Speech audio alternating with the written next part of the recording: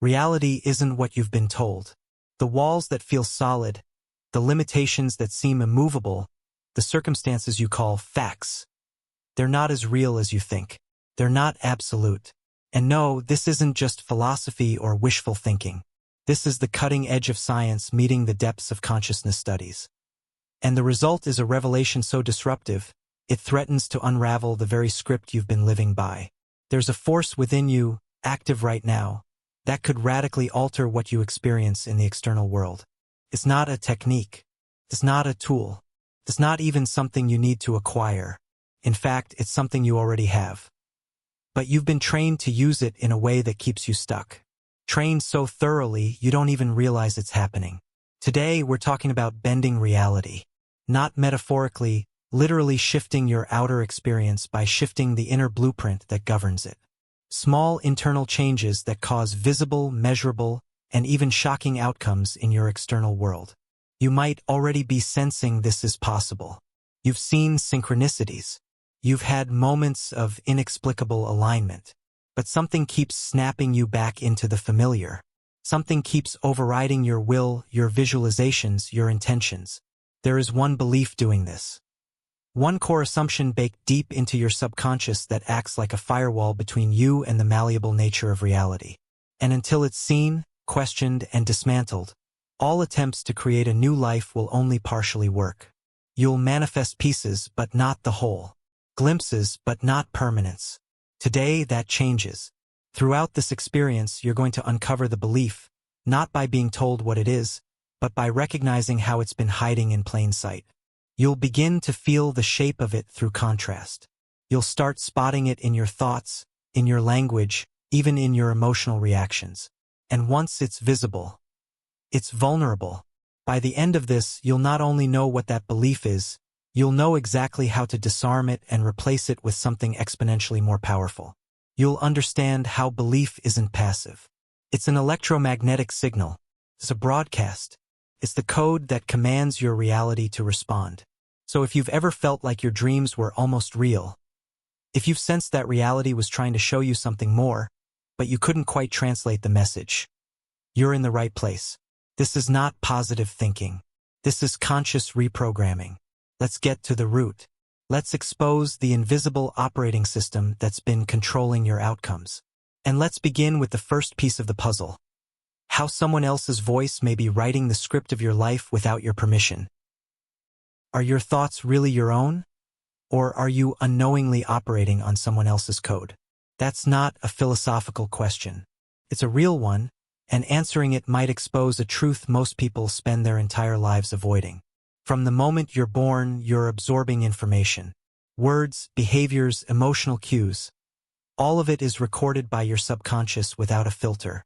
In those early years, you don't yet have the capacity to question what you're taking in. You just receive, like a sponge, like a program accepting inputs. Now here's where it gets serious. The thoughts you think today. The self-image you operate from. The rules you believe govern reality. Most of them weren't chosen by you. They were handed to you. They were spoken by someone else, modeled by someone else, and repeated until they became automatic. This isn't just true for individuals. It's true for entire cultures. Societies create frameworks of what's possible, what's true, what's acceptable, and those frameworks act like a sandbox. You're told, this is the world, and you adapt accordingly. But here's the kicker, it's not the world. It's a version of the world filtered through layers of assumptions, fears, and inherited limitations. You've been interacting with a version of reality shaped by the unconscious agreements of those around you. And mistaking that for the absolute. Let's go deeper. Every belief functions like a line of code in a program. Think of your subconscious as the operating system. When you're told repeatedly as a child that life is hard, that money is scarce, that success requires suffering, or that dreams are for dreamers, those statements get embedded. They don't stay as external opinions. They become part of your internal architecture. Fast forward to adulthood. You now try to bend reality. You visualize, you meditate, you use affirmations. But nothing seems to stick. Why? Because you're placing new commands into a system already running contradictory ones. You're saying, I am abundant, while still running the background process that says, I must struggle to earn anything, and the subconscious always wins. Not because it's more powerful, but because it's uninterrupted. It's automatic. This is the hidden program. It's subtle. It doesn't yell. It whispers. It feels familiar. It feels like just how things are. Even your preferences, your reactions, your triggers, they're not as personal as they seem. They're echoes of the original programming. You might reject wealth not because you hate money, but because you associate it unconsciously with corruption or abandonment. You might avoid love not because you're incapable of it, but because somewhere deep inside, love equaled vulnerability, and vulnerability got you hurt. So here's the challenge. Start watching your thoughts as if they're not yours. Start becoming suspicious of your automatic reactions. Don't judge them. Just observe. Ask, where did that come from? Who taught me that? Is it universally true? Or just familiar? This begins the process of stepping outside the code. The more awareness you bring to the origins of your beliefs, the more power you have to choose new ones. And this is where it all loops back to bending reality. If reality responds to belief and belief is formed through programming, then breaking the program is not optional. It's essential. You cannot create beyond the container of your beliefs. You cannot receive more than what your system allows. Now let's add another layer. Every time you try to change something in your external world without updating the internal program, the system corrects itself. You manifest money, and then an unexpected expense wipes it out. You meet a great person but sabotage the connection. You feel momentum and suddenly lose motivation. This isn't random. This is the program maintaining coherence. Your subconscious doesn't care if you're happy. It cares if you're consistent. And until you change the code, it will prioritize what's familiar over what's desired. Here's the good news, you can rewrite it. But rewriting doesn't start with positive thinking. It starts with exposure. You cannot change what you refuse to see. And most people never take the time to excavate the origin of their beliefs because they assume their thoughts are just reality. So begin here. Begin with doubt. Not of yourself, but of the voice in your head that sounds like you, yet never uplifts you. Start tracing those voices. Whose tone is that? Parent? A teacher? A peer? How long has it been echoing in your system? And what rule is it reinforcing? This is excavation. And it's the first step to making space for a new belief system. One that supports the kind of reality bending we're here to explore. Your thoughts aren't all yours. That's not a judgment. That's your power. Because once you realize they were installed, you gain the right to uninstall them. And from that point forward, everything begins to change. You've been trained to think that reality is objective. That what you see, hear, and touch is the same for everyone. That truth is fixed, and the facts are the facts, no matter who you are. This is one of the most subtle and dangerous lies that society maintains. Here's the truth. What we call reality is not a universal constant. It's a shared agreement, a collective illusion held together by repeated belief. The world you experience is not entirely shaped by physical laws. It's shaped by psychological filters. These filters aren't just preferences or biases. They are programmed frameworks inherited from culture, community, media, and ancestry. So let's get clear. When people talk about objectivity, they're often referring to consensus, agreement, the idea that if many people say something is real, then it must be. But a large group agreeing on a belief doesn't make it true, it just makes it louder. Start looking at history and you'll see this pattern everywhere. Not long ago, it was common belief that the earth was flat, that the sun revolved around us, that certain groups were biologically inferior. At those times, these were seen as unquestionable facts. They were backed by authority, tradition, and repetition. They were considered objective, but they weren't true. They were just deeply ingrained agreements, ones that eventually broke when enough people questioned them.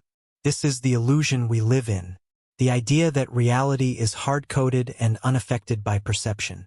But perception is not passive. It's generative. It doesn't just report the world. It creates it. Start paying attention to how people around you describe their lives. You'll hear things like, That's just how it is. Life isn't fair. You can't have everything. These phrases aren't neutral. They're belief anchors, and they form the boundaries of the speaker's world. But more importantly, they're contagious. This is how consensus reality sustains itself. Not through force, but through repetition and emotional reinforcement. You begin to absorb the language of limitation without even noticing. This is why people who grow up in environments of lack often struggle to believe in abundance. Not because abundance isn't real, but because their version of reality was formed in an echo chamber of limitation. Their entire reference frame was shaped by people who believed survival was the ceiling. And here's the twist. When someone from that environment begins to change their beliefs, they often experience resistance. From others. From their own mind. Why? Because they're stepping outside the consensus. They're threatening the illusion of objectivity. This resistance isn't evidence that the new belief is wrong. It's evidence that it's powerful. Beliefs that challenge consensus reality often trigger discomfort, not because they're false, but because they reveal how thin the veil really is. You're told to be realistic. But ask yourself, whose reality are you being asked to conform to? Now let's bring this closer to you. Every time you say, "This is just how I am," or "That's not possible for me," or "That never works out," you're not describing reality. You're affirming a belief. And that belief is reinforced by years of experience, yes. But what shaped the experience? The belief that preceded it. This loop is invisible until you zoom out. Until you look at someone else who holds a different belief, and therefore lives a different reality. There are people who attract money easily because their belief is, "Money comes to me when I'm aligned." There are people who recover from illness faster because their belief is, "My body responds to my attention." There are people who experience constant synchronicities because their belief is, "The universe is always speaking to me." None of these people live in the same objective reality, because there's no such thing. They live in different frameworks, and the framework governs what they perceive, what they notice, what they expect, and therefore what they experience. This is why two people can walk through the exact same situation and come away with entirely different outcomes. One sees only obstacles. The other sees timing, signals, alignment. The situation didn't change. The lens did. And here's the shift. When you begin to understand that belief shapes perception, and perception shapes experience, you can no longer say, "That's just how it is." You have to start asking, what belief is producing this experience? This is the moment the illusion of objectivity begins to fall apart. Now, here's where it gets even deeper. Consensus reality thrives on emotional agreement. This is why fear is such a powerful tool. When a group is afraid together, they unconsciously reinforce the same belief structure. Fear collapses imagination. It forces people into narrow perception. And narrow perception keeps people predictable. So to shift your beliefs, you have to be willing to walk away from the emotional gravity of the group. You have to stop needing validation from others who are committed to limitation. This doesn't mean isolating yourself. It means observing without absorbing. Witnessing the belief systems around you without automatically accepting them as truth. Start listening to the way people talk. Catch phrases like, "In this economy," "At my age," "With my background." These are not facts. They are declarations. Declarations that carry the full weight of belief behind them. Now turn the mirror back on yourself. Where have you made quiet agreements with limitation, thinking they were truth? Where have you said yes to restriction because everyone else seemed to? Those areas, those quiet agreements, are the pressure points where change is possible. If you want to bend reality, you have to stop asking, "Is this real?" and start asking, "Who decided this was real? And do I still want to live by that decision?" Your version of reality is editable. Not with effort, but with awareness. The more you recognize that your current perception is the result of repeated agreements, the more freedom you gain to rewrite those agreements. The illusion of objectivity breaks the moment you see the pattern. And once it breaks, you'll never look at your limits the same way again. The calendar on your wall, the clock on your wrist, the deadlines, the schedules, the sense that you're moving from one fixed point to the next. All of it paints the picture that time is linear, rigid, and constant. That past leads to present, and present leads to future, in a straight and irreversible line. This belief is so deeply woven into your thinking that you probably don't even question it. But it's one of the biggest limitations you've unknowingly agreed to. This is not how time actually works. Time, as most people experience it, is an illusion, a structured overlay, a useful convenience for organizing events, but not a law of existence. Because once you begin to observe reality from a higher state of awareness, you notice something strange. Time bends, it stretches, it speeds up, it slows down, and more importantly, it responds to consciousness.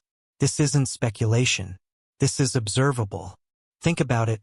You've had moments where hours seemed to pass in what felt like minutes. Other times, minutes felt like they dragged on forever. Time did not change. Your relationship to it did. Now let's take it a step further. Think of memory. Memory is a mental reconstruction of what we call the past. But your memories aren't fixed, they evolve. They shift depending on your emotional state, your current beliefs, even your mood. So what exactly is the past, if it's not a fixed container, but a living narrative? Then there's the future. A realm you constantly think about, plan for, worry over. But it hasn't happened yet, right? Still, it impacts your emotional state right now.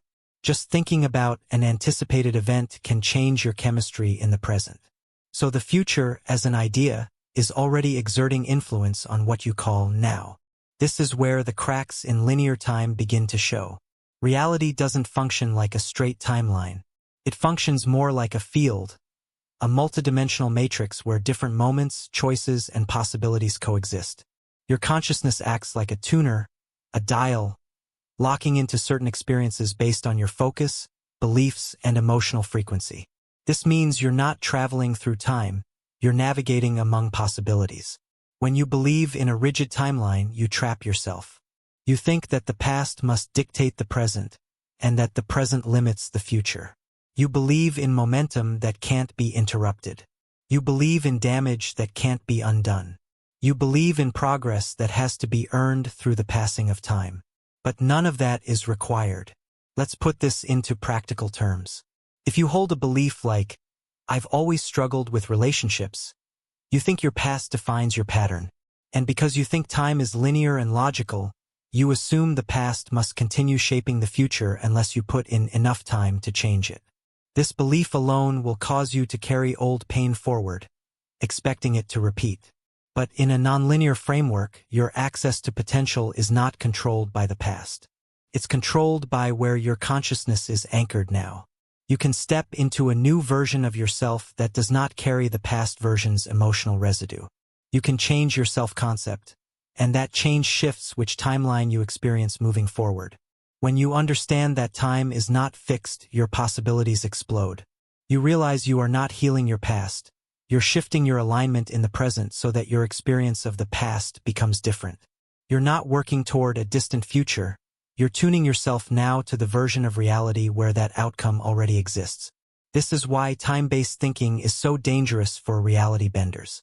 Because it teaches you to delay transformation, conditions you to believe that change takes time, that you must wait, suffer, or earn before life can shift. And that's simply not how consciousness works. Reality responds to state, not to time. Your emotional state, your identity state, your belief state. These states are what trigger movement across timelines. When you truly shift your state, not just think differently but feel and know differently, you begin to align with a new version of experience. Things you thought would take years suddenly show up in weeks. Opportunities you assumed were out of reach become strangely available. People start responding to you differently without any obvious reason. It's not magic. It's mechanics. You tuned the dial and the broadcast changed. Now, here's where the belief system kicks in. If you were raised in a reality where time equals effort, where you're taught that everything must take hard work, long stretches, and logical buildup, then your subconscious will resist instant change. It will view sudden shifts as unrealistic, unsafe, or undeserved. It will sabotage opportunities that feel too fast because they violate your internal timeline agreement. This is the programming you must confront.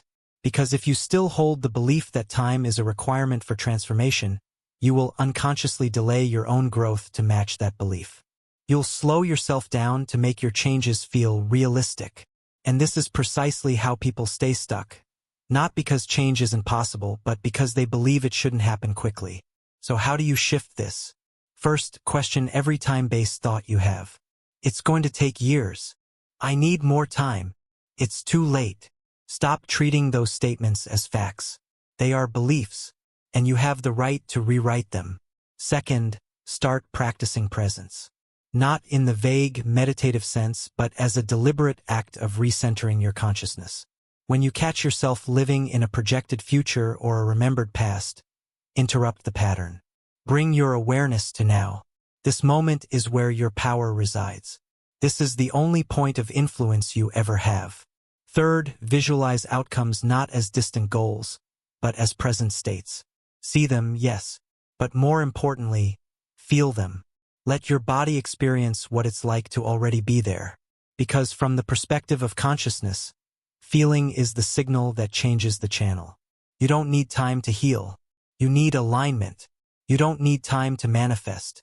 You need clarity and conviction. You don't need time to grow. You need to let go of the belief that growth must be slow. This isn't just theory. It's the physics of consciousness. Linear time is a teaching tool, a beginner's framework. But you're not a beginner. Not anymore.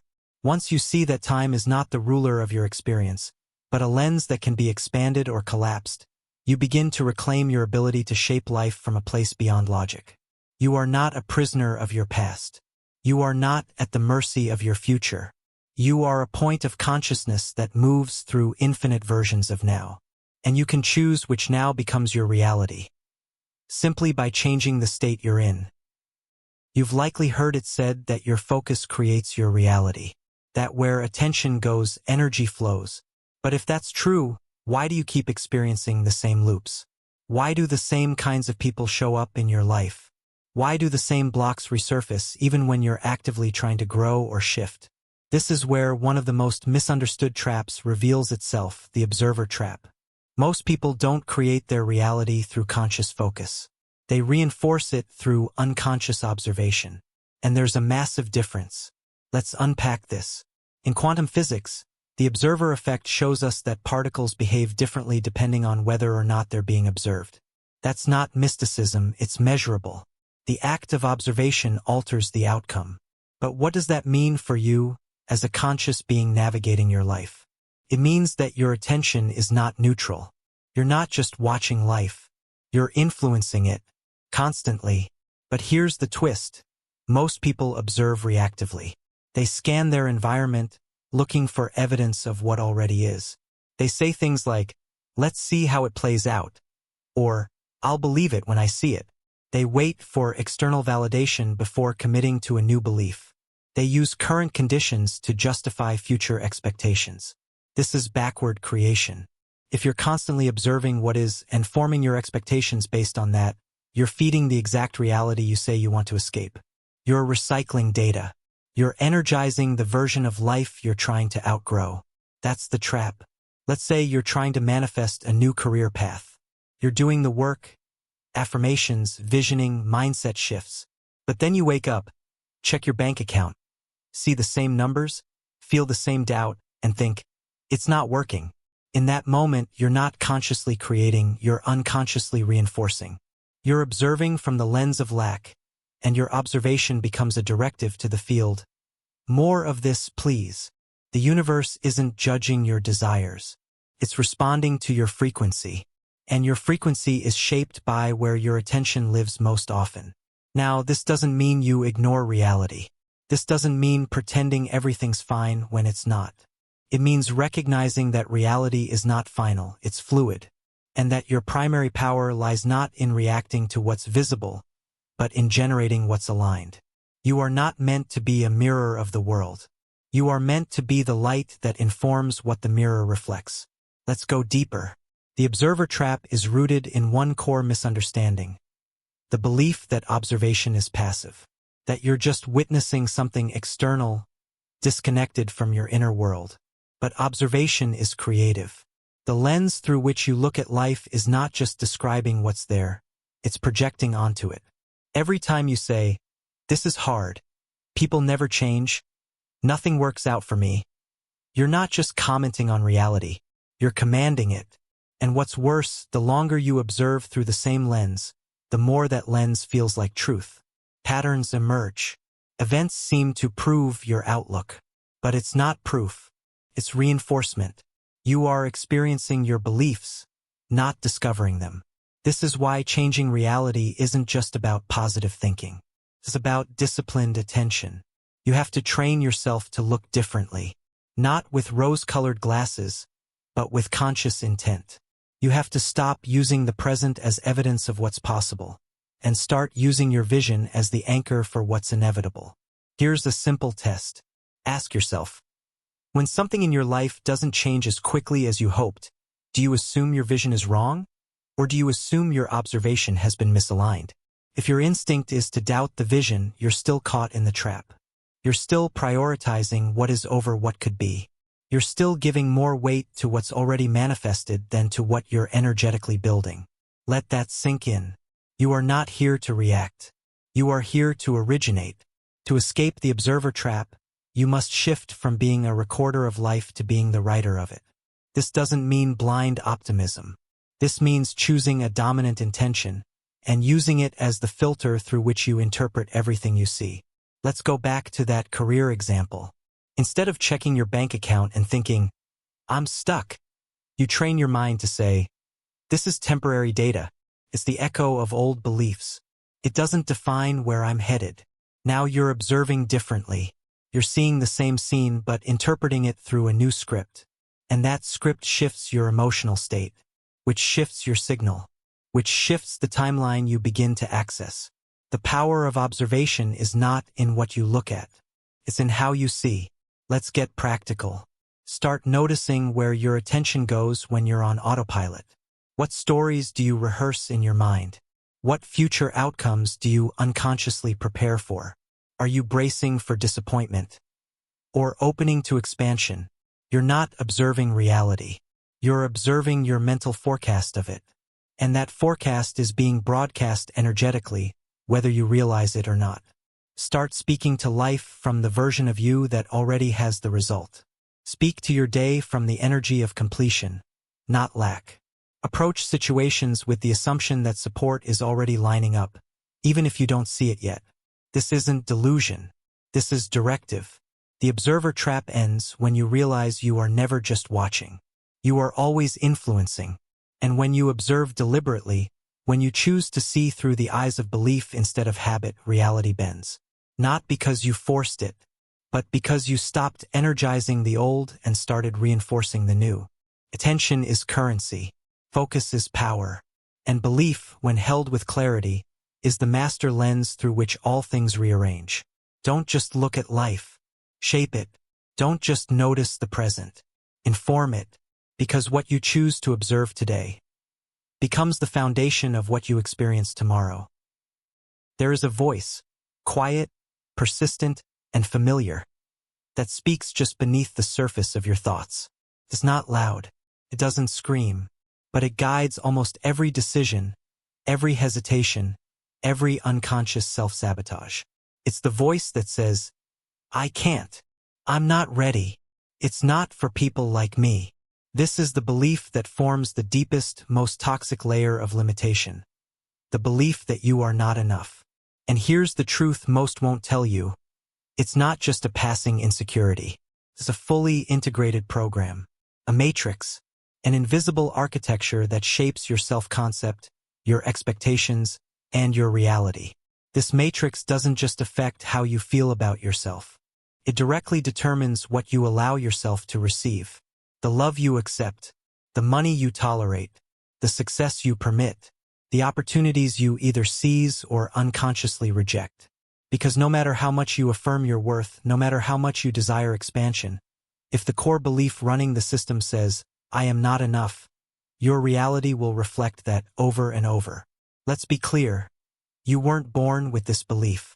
It was installed, slowly, repeatedly, through words, reactions, comparisons, and emotional signals. Maybe it came from a parent who was too critical. Maybe it came from a culture that made you feel invisible. Maybe it came from trauma, subtle or severe, that caused you to disconnect from your inner knowing. But no matter where it came from, its effects are the same. It makes you shrink in moments you should rise. It causes you to question gifts that are natural. It makes abundance feel foreign, joy feel fleeting, and power feel dangerous. This belief doesn't just whisper self-doubt. It builds an entire worldview around lack, where reality becomes a place that reflects your unworthiness back to you at every turn. You begin to unconsciously attract relationships that echo your self-neglect. You find yourself in cycles of almost getting there, only to fall short again. And here's the most damaging part. Over time, your identity fuses with this belief. You stop seeing "I'm not enough" as a thought. You begin to see it as truth. But it is not truth. It is programming. It is the residue of unprocessed pain and forgotten power. Now let's look at how this ties to your ability to bend reality. When you carry the "I am not enough" belief, every act of creation becomes a negotiation with self-worth. You visualize a better life, but deep down, don't believe you're worthy of receiving it. So the energy becomes fragmented. You want, but you don't allow. You ask, but you block. You hope, but you doubt. This is why manifestation techniques fail for so many. It's not because they're doing them wrong. It's because the underlying signal is inconsistent. They're saying yes with their mouth and no with their identity. Reality doesn't respond to what you say. It responds to what you broadcast. And when you believe you are not enough, that belief becomes the dominant broadcast, no matter how hard you try to override it with words. This is the internal split, the disconnect between the conscious creator and the wounded inner self. And until you repair that disconnect, no amount of effort will override the hidden veto running in the background. Now here's where the shift begins. You cannot logic your way out of unworthiness. You cannot bully yourself into believing you matter. You must see the belief for what it is: inherited, not chosen, not truth. Start here. Identify the voice. Listen carefully to its language. When you want to take a risk, launch something, express yourself, ask for more, what shows up? What's the first quiet sentence that enters your mind? Is it, "Who do you think you are?" Is it, "They'll think you're fake"? Is it, "You're going to fail anyway"? That voice is not you. It's a program that uses your voice to remain undetected. But now, you see it. Once seen, it can be questioned. Once questioned, it begins to lose power. This is the first crack in the matrix. Next, notice where you compromise. Where do you say yes when you mean no? Where do you accept less than you want, just to avoid discomfort? Where do you stay small to feel safe? Every compromise is an expression of the core belief. Every time you shrink, the matrix strengthens. But every time you choose alignment over approval, truth over comfort, expansion over familiarity, the matrix begins to collapse. You don't break the "I am not enough" program by fixing yourself. You break it by realizing there is nothing to fix. The belief was the distortion, not your worth. Now let's bring it back to bending reality. You can't shape a new reality from a self-concept that still believes in limitation. You must become the version of you who is inherently worthy. Not because you earned it, not because you healed enough, but because you exist. Because your existence alone is evidence of worthiness. You don't manifest what you want. You manifest what you are aligned with. And alignment is not performance, it's embodiment. So stop asking what more you need to do. Start asking, what would a version of me who knows they're enough say right now? Choose right now? Feel right now? That version already exists. They're not in the future. They're not waiting. They're here, hidden behind the belief that's been blocking the signal. You are not broken. You are not behind. You are not less. You've simply been taught to forget. And now you're remembering. This is how the shift begins. Not through striving, but through clarity. Not through trying to become something new, but by letting go of what you were never meant to carry. The moment you stop arguing for your limitations. The moment you stop identifying with the belief that you're lacking. You begin to broadcast something very different. You become the signal of enoughness. And reality, always listening, begins to respond accordingly. Every aspect of your life is running on invisible scripts. These scripts don't just dictate how you think or feel, they determine how the world responds to you. The relationships you attract, the money you hold on to, the breakthroughs that either land or slip through your fingers, all of it flows from a single source: belief.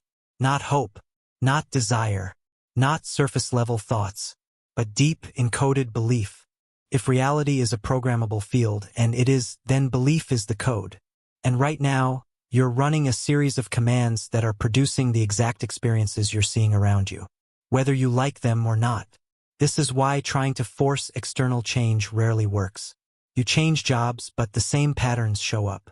You shift relationships, but repeat the same wounds. You move to a new place, but carry the same limits. Because the real location of your experience isn't out there. It's within the belief system that interprets reality for you. Now here's where things get precise. Your belief system is not just a mental habit. It's a vibrational signature. It emits a frequency that interacts with the field of potential. That field is responsive. It's not judging your beliefs. It's mirroring them. This is why so many people get stuck. They focus on what they want, but keep broadcasting what they believe. And the field, like a flawless mirror, keeps sending back evidence of the code they're unconsciously running. Let's be specific. You can say, I want to be abundant. But if your belief is, I always have to struggle to earn, then you'll continue to find situations that require effort, sacrifice, or conflict in order to receive. You didn't fail at manifesting. You succeeded in manifesting exactly what your belief demanded. This is how the system works. Beliefs aren't passive. They're commands. Every time you declare something about yourself or the world, and believe it, you're writing the code. And the code runs whether you're paying attention or not. So, how do you know what code you're running? You look at your patterns. Not just once or twice, consistently. If you experience repeated resistance around the same topic, there's a core belief underneath it. If you consistently attract unavailable people, your belief might be, love is always distant. If you regularly lose momentum when things start going well, your belief might be, success isn't safe. If you feel anxious in stillness, your belief might be, I only have value when I'm doing. These are not flaws. These are instructions. And they're being followed flawlessly. Now, let's be clear. You didn't choose all of these beliefs consciously. Many were absorbed, modeled, imprinted when your mind was still too young to filter. But you are responsible for whether they remain. The good news? The system responds instantly when the code is changed. You've been taught that belief change is hard, that it requires years of therapy, endless journaling, or painful soul work. That's a belief too, and it's one you don't have to keep. Beliefs are energetic positions. You can shift them the moment you decide you no longer consent to the old pattern.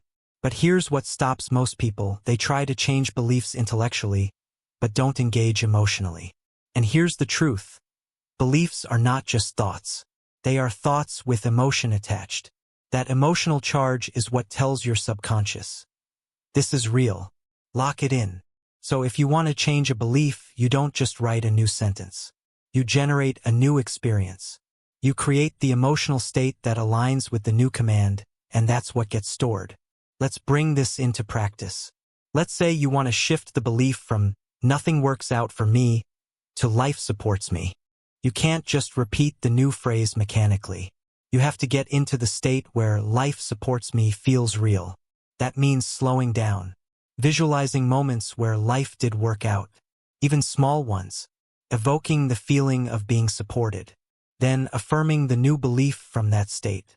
Now you're coding from resonance, not resistance.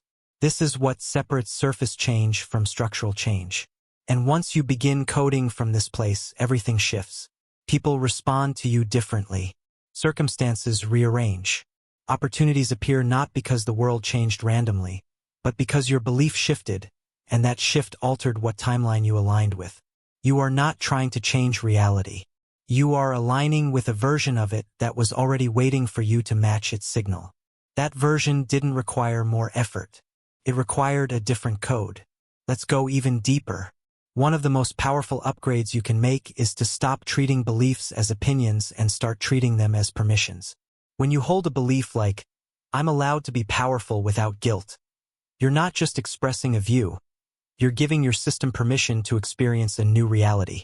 You're saying, "This is now acceptable. This is now safe. This is now true for me." Most limiting beliefs function like denied permissions. I can't ask for more. I shouldn't speak up. It's dangerous to be seen. These are not truths. These are locked doors. But the lock is on the inside. And when you unlock them by choosing a new command and reinforcing it through conscious emotion, the reality that was waiting behind them becomes visible. Because here's the ultimate key. Reality is not one solid line. It's a spectrum, a grid of possibilities. Every potential outcome already exists. But the version you live in is determined by the belief-based frequency you emit. So the question isn't, how do I make things happen? The real question is, what belief would make that version of reality inevitable? Find that belief. Practice feeling it. Think from it, not about it. Speak from it. Make decisions that reinforce it. This is how you overwrite the old code. Not by force, but by resonance. You don't bend reality by begging it to change. You bend it by becoming the signal that makes change unavoidable. You're always creating. Every second. Every thought. Every emotional pulse. Creation isn't something you switch on when you set an intention. It's not something you start doing when you sit down to visualize or affirm. You are never not creating. And that's the part most people miss. They think creation is deliberate action. A conscious decision, a ritual, a manifestation technique. But creation is not what you do. It's what you are.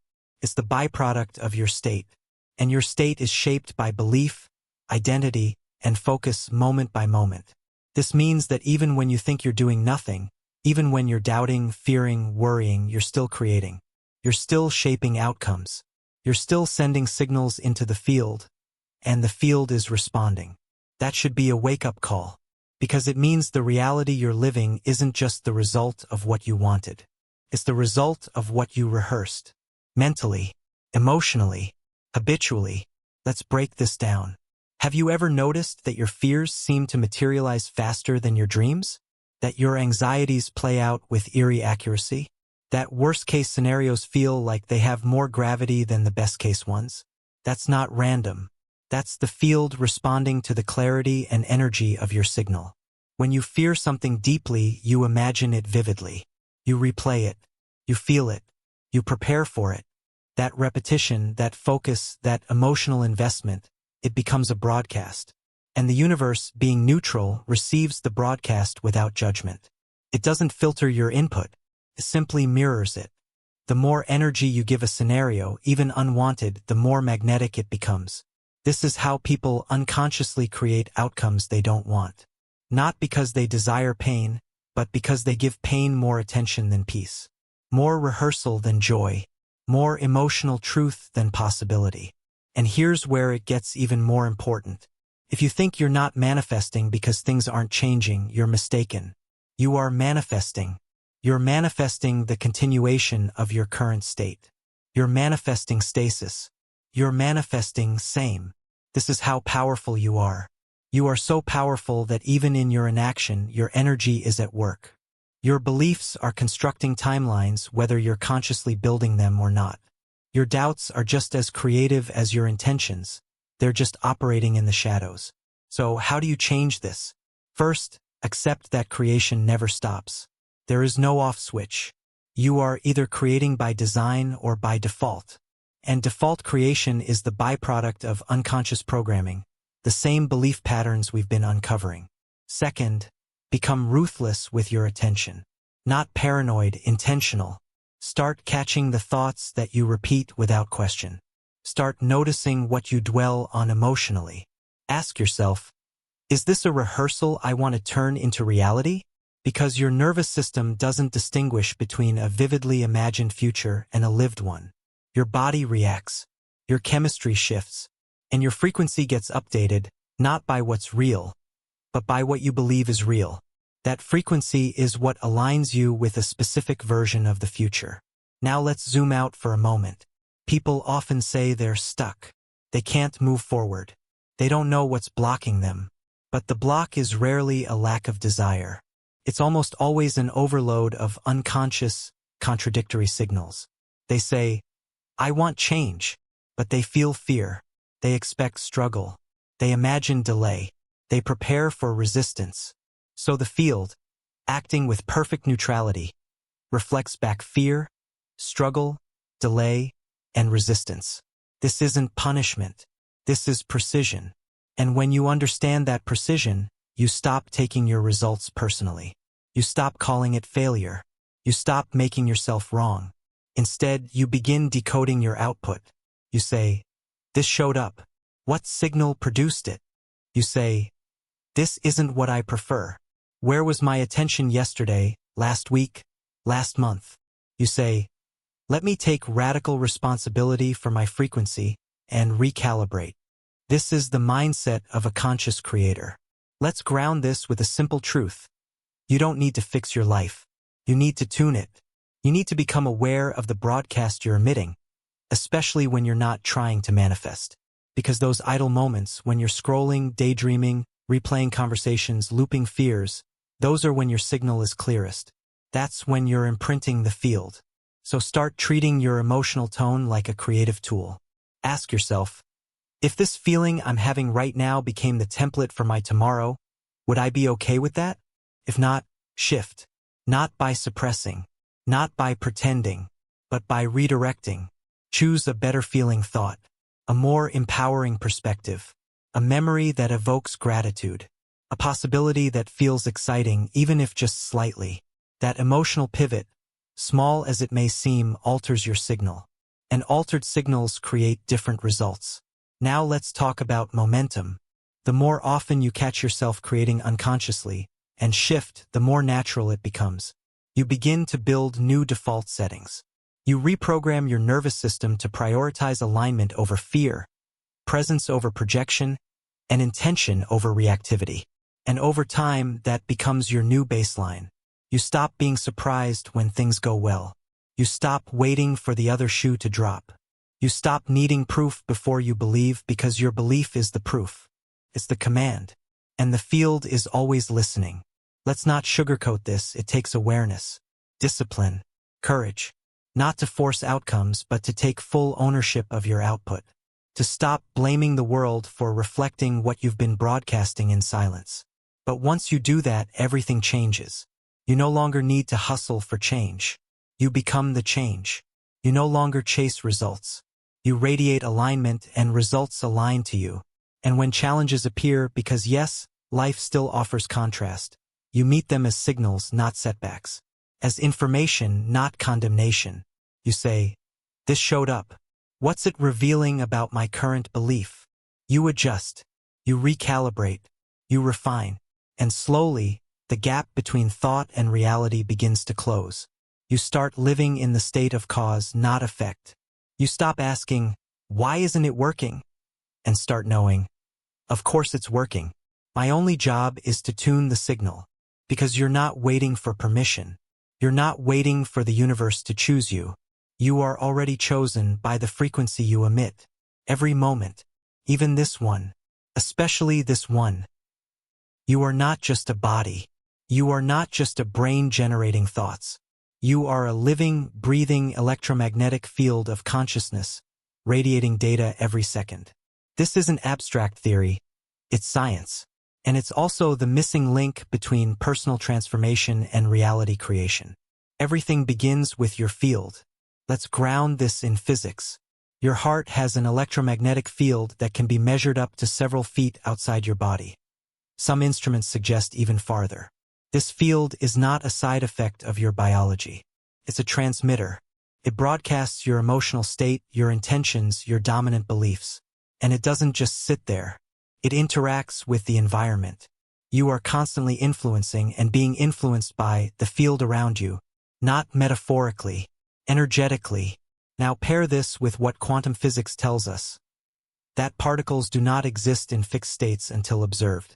That what you expect to see actually changes what you see. That consciousness affects matter. So here you are, a conscious being, generating an electromagnetic field, immersed in a reality where energy responds to attention and intention. That's the basis of belief fields. A belief is not just a thought you repeat. It's a vibrational frequency that you tune yourself to. And once tuned, that frequency becomes your energetic default. It sends out a signal. That signal organizes your perception, draws in compatible experiences, and even alters how others respond to you. You've seen this before. You walk into a room and feel someone's energy before they speak. You meet a person and instantly know if they're confident, insecure, peaceful, tense, without them saying a word. That's not intuition. That's field detection. You're reading their signal and they're reading yours. But here's where it gets deeper. Your belief field isn't just affecting your social reality. It's sculpting your entire experience, including what opportunities you notice, what you allow yourself to receive, what you believe you deserve, and what kind of timeline you align with. Two people can be in the exact same external situation, same resources, same time, same place, but based on their belief fields, they will live out entirely different outcomes. Not because of luck or talent, because of frequency. One field says, "This is possible for me." The other says, "I'm not sure I'm worthy." And the field responds accordingly. This is why you can't fake belief. You can say affirmations all day. You can visualize endlessly. But if the dominant frequency you're broadcasting contradicts the surface thoughts, the field will mirror the frequency, not the words. You attract not what you want, but what you are. And what you are is determined by what you repeatedly think and feel, and accept as true. Now let's connect this to morphic fields, a concept from biologist Rupert Sheldrake. Morphic fields suggest that patterns of behavior, habits, and forms are not just stored in the brain or DNA, but in an energetic blueprint that shapes all living systems. This means beliefs are not locked in your head. They exist in energetic form, accessible to and reinforced by the collective. That's why cultural beliefs are so powerful. They're not just ideas. They're shared energetic environments. If everyone around you believes life is a struggle, that belief gains strength in the morphic field. And if you don't consciously disrupt it, you sink into it by default. This is why breaking out of inherited belief systems can feel like breaking gravity. You're not just rejecting a thought, you're leaving a field. You're tuning to a frequency that isn't reinforced by your environment. And that takes energetic effort, focus, repetition, self-trust. But once you hold the new frequency long enough, something shifts. You start building a personal morphic field that supports the new belief. You start attracting people, ideas, and experiences that reinforce your upgrade. And slowly, the new field stabilizes. This is the real work. Not forcing outcomes, but holding the signal. Your outer reality lags behind your field shifts, but only slightly. And once the new signal is stable, the shifts can be fast, dramatic, even miraculous. Let's take this into practice. Start asking yourself, what is the dominant field I'm living in? Is it a field of scarcity or expansion? Fear or freedom? Shame or self-respect? You'll know based on how your life feels. Not just the outcomes, the texture of your day, the default emotional tone, the speed at which things flow or stall. Then ask, what field do I want to live in instead? Start defining that field. Not as a fantasy, but as a frequency. What does it feel like? What thoughts live there? What choices come naturally in that version of you? Then begin reinforcing that frequency, not just during rituals, but throughout your day. Small moments matter. That moment you pause before reacting. That time you choose to breathe instead of spiral. That decision to speak your truth, even when your voice shakes. Every one of those choices is an energetic reinforcement. A signal. You're teaching your field what's allowed. You're creating the new baseline. And here's the beauty of belief fields. They are malleable. They can shift. Even the most ingrained, decades-old pattern can be overwritten when the frequency holding it is consistently disrupted and replaced. That doesn't mean perfection. That means consistency. You don't need to hold a high frequency 100% of the time. You just need to tip the scales. You don't need to be fearless. You need to stop giving fear your full attention. You don't need to eliminate doubt. You need to stop letting it be the loudest voice in the room. And once your new field becomes dominant, once the new belief is the clearest signal in your system, reality has no choice but to comply. Not because the universe rewards you, because it's law. Fields shape form. Belief shapes behavior. Frequency shapes experience. You are a walking transmitter whether you acknowledge it or not. And the power you've been looking for, the magic, the flow, the shift, it doesn't start with action. It starts with signal. There's a belief you're carrying right now that feels so natural, so obvious, so universally true, that you likely don't recognize it as a belief at all. You treat it as a fact, a foundation. It hides behind your language, your decisions, your emotions. It's embedded in how you interpret everything you see. And it's this hidden belief that most powerfully blocks your ability to bend reality. Here it is. Reality is fixed. I am separate from how it works. That's the root program. The invisible code that governs how most people move through life, whether they realize it or not. This belief is rarely spoken aloud. It doesn't announce itself. Instead, it weaves itself into your identity, silently shaping how you relate to challenge, possibility, success, and change. It tells you that reality is something out there, a thing that happens to you, rather than something that flows through you. And because you don't recognize this belief as optional, you never think to question it. You try to work within it. You adapt to it. You try to manifest while still believing you are a tiny speck in a vast, indifferent system. You try to change your life without realizing you're still obeying rules that were never real to begin with. Let's look at how this shows up. When you say things like, "That's just how life is. You can't control everything. Things like that never happen for people like me. That's just the way the world works." You are reinforcing the belief that reality is an external authority and you are a passive participant. And here's the most critical piece. You cannot create powerfully from a place of separation. Because creation doesn't happen at the level of action. It happens from the level of being. And your being, your energetic posture, must align with a sense of connection, not distance. If you believe you are separate from reality, then your energy is always in pursuit. You're always trying to get the thing, the relationship, the money, the health, the success. You're chasing it, trying to pull it toward you. But if you understand that you are woven into reality, that your consciousness shapes what is, then there is nothing to chase. There is only tuning. This is the fundamental shift from striving to aligning, from asking to declaring, from hoping to knowing.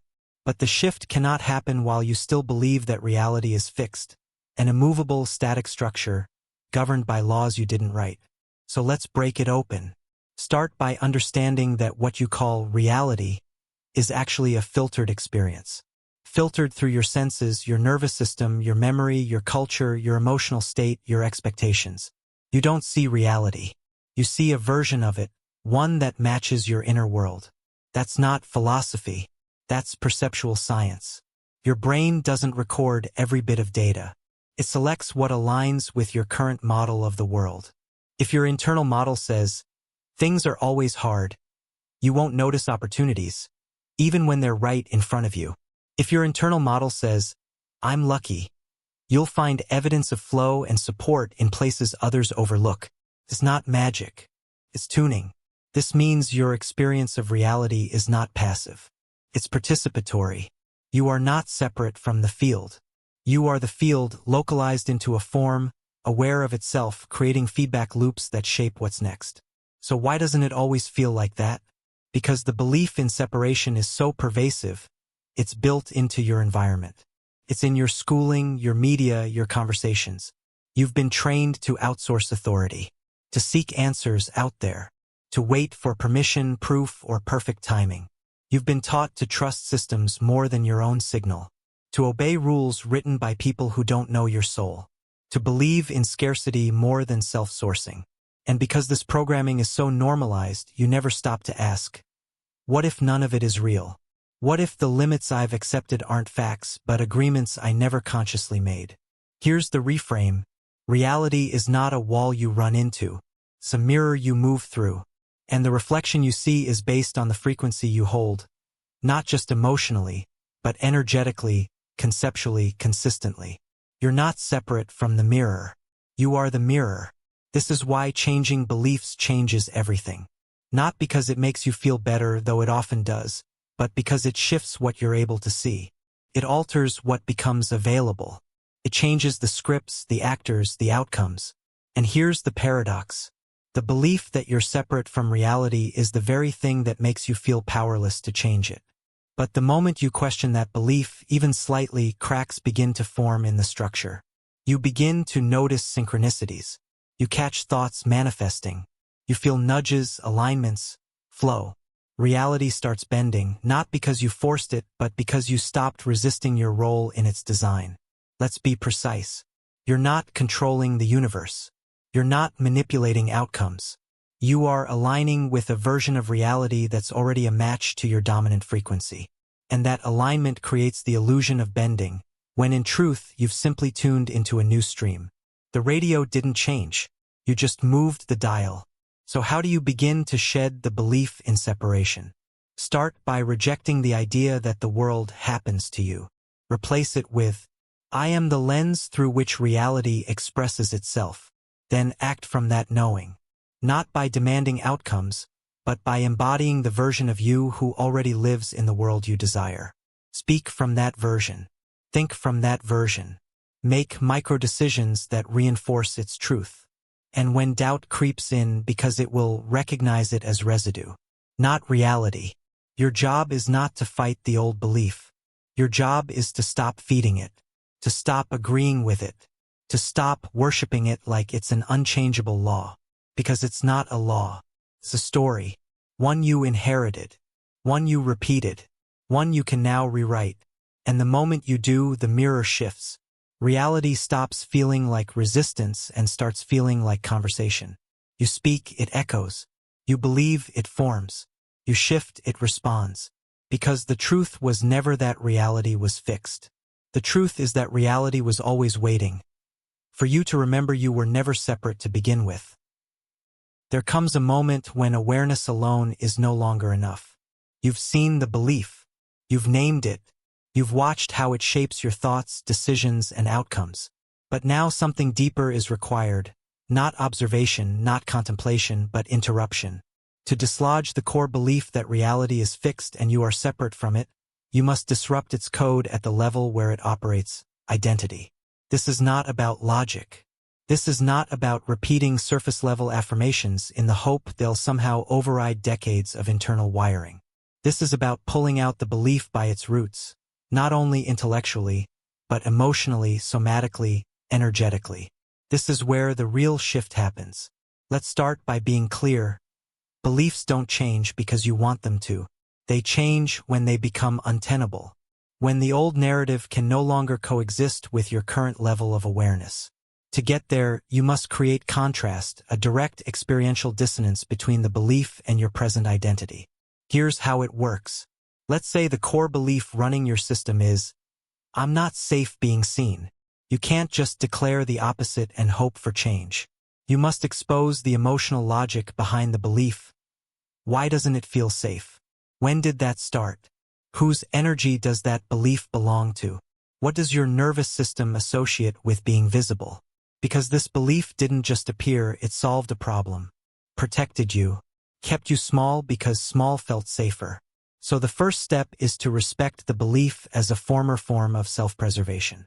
Not to shame it, not to deny it, but to meet it with curiosity. Ask it questions. When did I first feel this? What version of me adopted this story? What did I gain by holding on to it? What am I afraid will happen if I release it? This creates space not just mentally but emotionally. You begin to unglue yourself from the belief's identity. You see it as something you have, not something you are. That's critical. Next comes disruption. Now that you've located the belief and softened its grip, you introduce contradiction not just through ideas but through action. This is where journaling, mirror work, and scripting become powerful. Not because they're rituals, but because they interrupt the loop. Let's start with journaling. Use prompts that stretch your emotional landscape. If I fully trusted that my reality responded to my belief, what would I do differently today? What evidence in my life already contradicts the old belief? What version of me would naturally find that belief ridiculous? As you write, don't just describe. Feel. This is not about collecting thoughts. It's about generating a state. Next, mirror work. Stand in front of the mirror and speak the belief you want to install. Slowly, with eye contact, from your gut. Not performatively. Authentically. I am safe in my power. I am supported by life. My existence alone is proof of worthiness. Reality responds to my conviction. If it feels fake, good. That means it's hitting the edge of your current identity, which is exactly where the work is happening. Speak through the discomfort. Not to bypass it, but to rewire your emotional association with the words. Eventually, your nervous system adapts. The unfamiliar becomes familiar. The new belief stops feeling threatening and starts feeling inevitable. Then there's scripting. Scripting is the process of writing from the identity you want to embody, as if it's already real. Not future tense. Not wishful. Present. Grounded. Detailed. I woke up today with the deepest sense of alignment I've ever felt. Everything is clicking. I feel clarity in my decisions, momentum in my actions, and peace in my body. Life is mirroring back exactly what I've been broadcasting. I see proof everywhere that I am the signal, not the seeker. Don't write to wish. Write to stabilize. Your subconscious reads emotional consistency as truth. The more you write this way, with feeling, focus, and regularity, the more the new belief gets accepted as the new baseline. But here's the thing. Dislodging a belief isn't a one-time event. It's a practice of repetition with awareness. You're not trying to overwrite a file. You're rewiring a pattern. The brain, and more importantly, the energetic field, shifts through focused reinforcement. So commit. Catch the old belief when it shows up. Don't argue with it. Don't fight it. Witness it. Name it.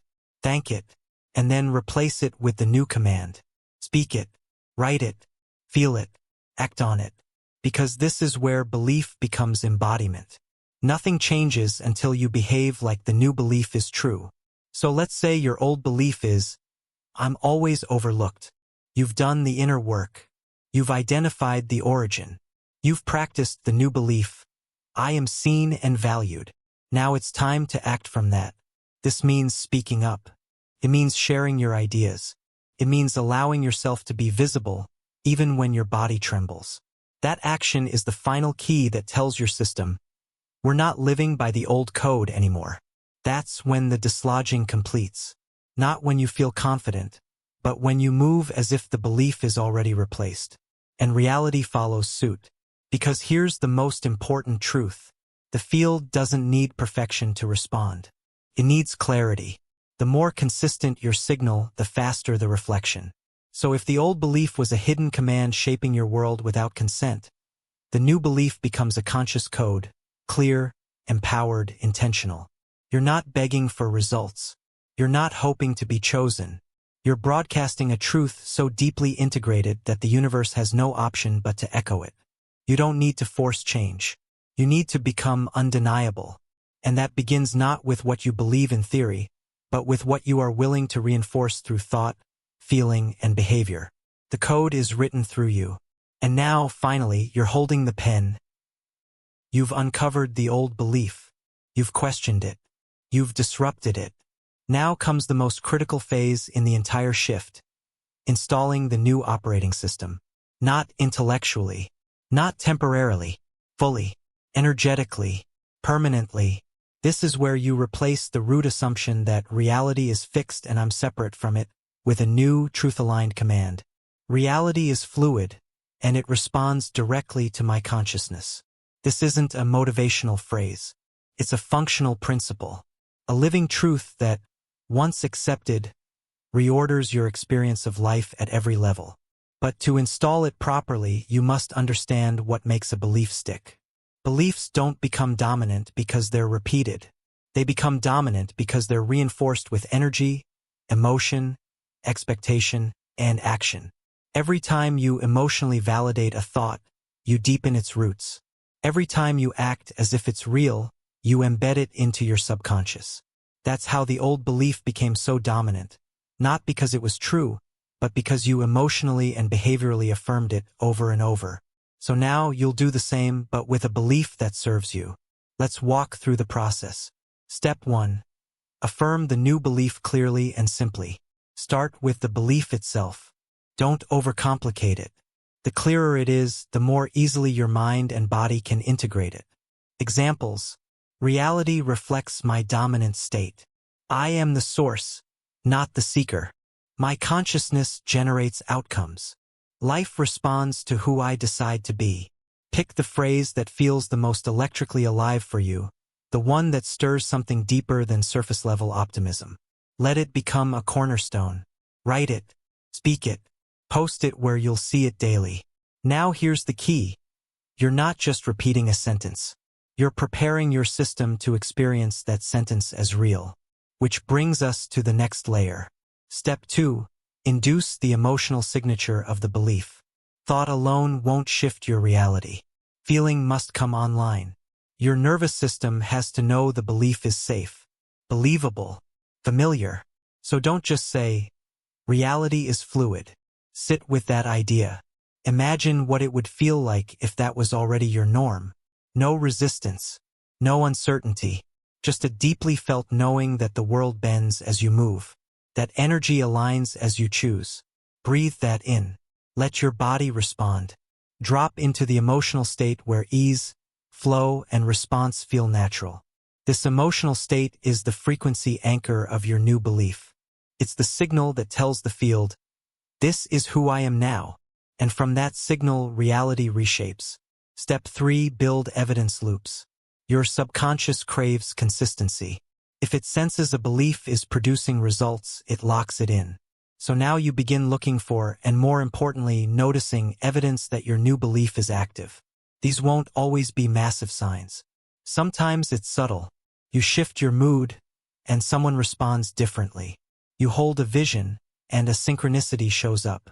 You speak differently, and doors open faster than usual.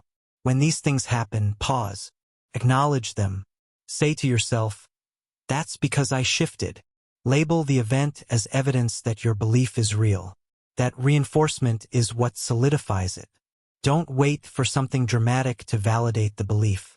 Look for micro-confirmations, because those small wins, when consistently framed as proof, stack up fast. And over time, your brain and nervous system begin to say, this is real. This is happening. We're safe to trust this now. Step 4. Act from the belief before you fully believe it. This is where most people hesitate. They wait to feel ready before they move from the new belief. But that's not how transformation works. Action often precedes belief. You must be willing to behave like someone who trusts that reality bends, before you see it bend. You must be willing to speak from the identity you want to live in, even if your voice shakes. You must make decisions that honor your power, even while your body still holds tension from old programming. Each time you act from the new belief, you signal to your system, this is who I am now. And eventually, your internal reality catches up with your external behavior. The energy shifts, the timeline updates, the feedback loop changes. This is how new beliefs move from theory to embodiment. Step 5. Create a calibration routine. Integration requires repetition. Set a structure that reminds your system of the new command, not as dogma, but as declaration. Each morning, read your core belief aloud. Tune into the emotional signature that matches it. Visualize a simple, grounded version of that belief playing out in your day. Speak an intention from that state. Example: today, I allow life to reflect my alignment. Each evening, review what flowed. Acknowledge evidence. Reaffirm your trust in the new script. This isn't just a routine, it's recalibration. You're gradually replacing old grooves with new patterns. You're rewiring your field with rhythm, focus, and emotional reinforcement. Step 6. Guard the gate. As your new belief installs, you'll be tested. Not because the universe is judging you, but because the old signal is still active in some parts of your field. Echoes will surface. Doubts will knock. Don't react. Just notice. Name it. And then gently redirect. You are not required to fight the old belief. You are only required to stop feeding it. Let it weaken through disuse. Each time you return to your new belief, calmly, steadily, with full presence, you're cutting ties to the old script. You're signaling to your system, this is our reality now. Step 7. Allow the shift to catch up. You may feel new before life fully reflects it. That's okay. The field often shifts internally before the external mirror updates. Don't rush it. Don't test it. Just keep broadcasting. Because eventually, and often suddenly, the shift becomes visible. The opportunity lands. The person appears. The pattern breaks. Not because you chased it, because you tuned to it. This is the nature of aligned creation. Not force. Not grind. Frequency. You shifted, so the field had to respond. It always does. Because reality isn't just responding to your words. It's responding to your identity, your tone, your dominant signal. And when your signal says clearly, steadily, and consistently, I know reality bends to the strength of my consciousness, that's exactly what begins to happen. Now that the belief has been identified, dislodged, and replaced, now that you've begun operating from the understanding that reality is not fixed but responsive, the question becomes, how do you live from this new paradigm? Not visit it, not flirt with it, not remember it during rituals and forget it in chaos. How do you inhabit it fully? This is where real transformation settles into stability. This is where belief becomes identity, and identity becomes embodiment. This is where you stop trying to bend reality because you are reality in motion, forming, responding, expanding. Let's be absolutely clear. The shift is not a peak moment. It's a pivot in orientation. It's the quiet but radical realization that your inner world is not a reaction to life. It is the blueprint. From that realization, your behavior changes. You stop waiting for signs. You stop seeking validation. You stop using logic as your ceiling. You start navigating based on alignment. You trust your intuitive cues more than external metrics. You follow your energy, not your fear. You know when something resonates, even if you can't yet explain it, and you act from that knowing. This is the new reality, and it has different rules. In the old paradigm, you made decisions based on past patterns and external probabilities. You asked, what's realistic? What's safe? What's worked before? But in the new paradigm, the primary question becomes, what matches my signal? Not what's convenient, not what's guaranteed, what's aligned. Because in this new state, alignment equals acceleration. When you choose from alignment, events click into place. Conversations flow. Timing feels supernatural. The path unfolds with a sense of symmetry and precision that logic could never plan. This doesn't mean every day feels perfect. It means you stop misinterpreting contrast. In the old model, contrast meant failure, misalignment, brokenness. But now you see it as feedback, as recalibration, as refinement. You say, this moment feels heavy. That means something in me is ready to be seen, updated, integrated. You say, that conversation triggered me. That's a sign I've outgrown an old belief.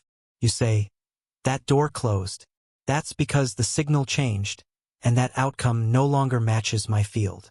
This is how mastery emerges, not by avoiding disruption, but by reading it as intelligent data. In the new reality, nothing is random. Every event is part of a larger feedback system, and you are always at the center of that system, shaping and reshaping the terrain. You begin to see your entire life as a reflection, not of your worth, but of your frequency. And when something is off, you don't spiral. You self-inquire. Not, why is this happening to me? But, what is this showing me about the frequency I've been emitting? This is sovereignty. You stop outsourcing power. You stop playing the victim in your own story. You know that you're the narrator, the character, and the plot architect. And because of that, the game changes. You also start speaking differently. You no longer say, I hope it works. You say, this or something better is already aligning. You don't say, I'm trying to manifest. You say, I'm tuning to what already exists. Language sharpens, vibration rises, and people feel it. They respond to you differently, not because you've become louder, flashier, or more persuasive, but because your field has become coherent, congruent, clean. This energetic congruence becomes your magnetic power. In the old paradigm, you had to chase what you wanted. In the new paradigm, you let it recognize you because you've become the embodiment of the thing you once sought. This is not passivity. This is resonance. And the more you live in this frequency, the more natural it becomes. You stop needing reminders that you're the creator because your life reflects it back constantly. You stop second-guessing your worth because the field affirms it through opportunities, support, flow. You stop performing for validation because the connection to your own signal is so rich, so real, that external feedback becomes secondary. This is the shift. You're not working to stay in a high vibration, you've recalibrated your baseline. You're not waiting for breakthroughs, you're walking in a timeline where breakthroughs are routine. You're not hoping things get better, you're living in the reality where things respond to you. And once this becomes your new normal, you begin to explore even more. You experiment with new timelines. You collapse doubt before it solidifies. You play with possibility. You might wake up and ask, what would happen if I operated at 10x belief today? You might try on new identities like clothing, feel the energetic difference, and shift accordingly. You might smile when a challenge arrives because you know it means expansion is right behind it. The field becomes a dance floor, not a battlefield, and you, fully awake, fully present, fully plugged in, become the choreographer. There is no final arrival, no singular destination, but there is a threshold, and you've crossed it. You've moved from unconscious creation to conscious command, from reacting to responding, from separation to symbiosis. The old belief that reality is rigid, external, and dominant is no longer running your system. You've replaced it with truth. Reality is fluid. Reality listens. Reality bends. And now you don't just believe that. You live it. Every moment, every thought, every breath. You've entered the reality where everything is responding to the one force you've finally reclaimed completely, you.